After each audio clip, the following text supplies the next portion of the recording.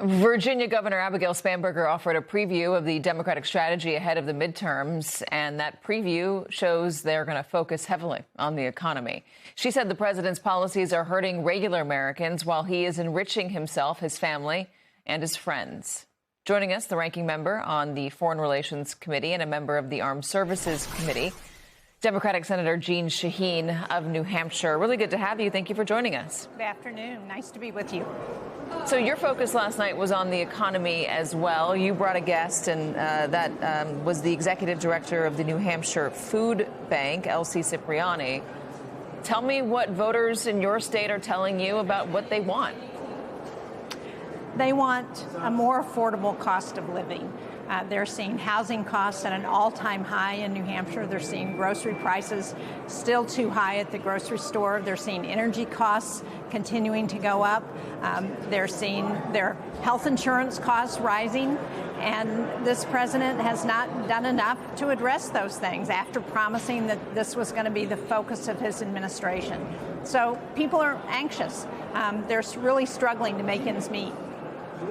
I saw last night. I was taken by how focused Abigail Spanberger was in the messaging. It was really heavily about affordability, about the economy. Is your life better and easier today than it was last year? She also talked about what we've been seeing on the streets, the killing of 2 American citizens, what's been happening to detainees and to people who are fearing ICE. So those 2 things were pretty front and center. Are the Democrats on the same page with how to campaign, how to talk to the American public? Well, I think very much, because this is what we're hearing from our constituents. As you pointed out, the head of the New Hampshire Food Bank was with me last night, and one of the things she pointed out is that we have 1 in 9 people in New Hampshire who are food insecure, 1 in 7 children. New Hampshire's a relatively well-to-do state. We're a small state. We have a strong business environment, and yet we still have that level of food insecurity. And what people are addressing is the fact that not only has support for food assistance been cut back under the president's reconciliation bill that passed last year, but they're also dealing with tariffs. And even though the Supreme Court struck down the tariffs, the fact is the president is reimposing them at a cost of about $1,600 a household. So people are paying a double whammy. They're paying more because their support has been cut off, and then they're seeing higher prices.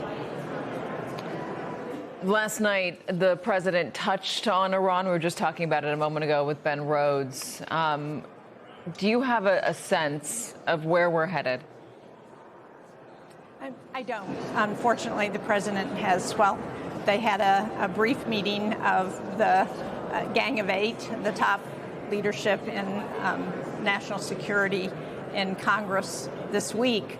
They haven't shared with more broadly what the plans are. It's not clear to me that they know what the plans are, and they've had really mixed messaging. The fact is, when Secretary Rubio came before the Foreign Relations Committee a couple of weeks ago, he pointed out that we have 40,000 Americans within missile striking distance of Iran. There is no guarantee if we try and go for regime change in Iran that the regime that succeeds the Ayatollah is going to be any better. It could be the IRGC. It could result in civil war in Iran. All of us want to help the Iranian people.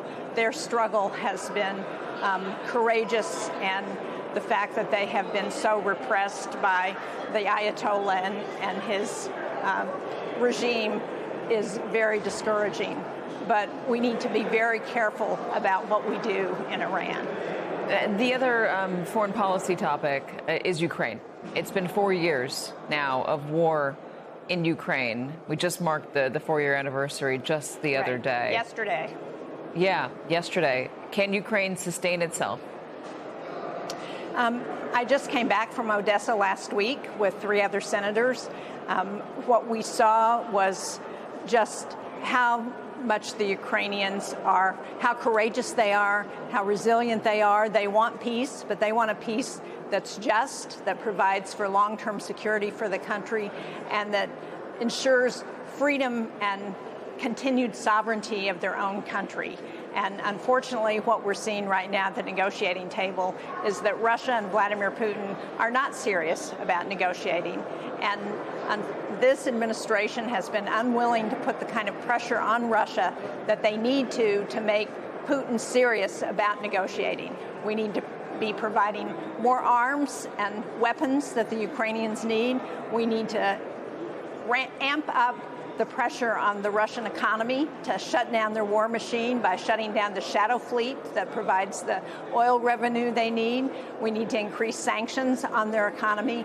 We need to make it really tough for Russia so that Putin comes to the table, because that's all he understands. Well, that is what you've been arguing.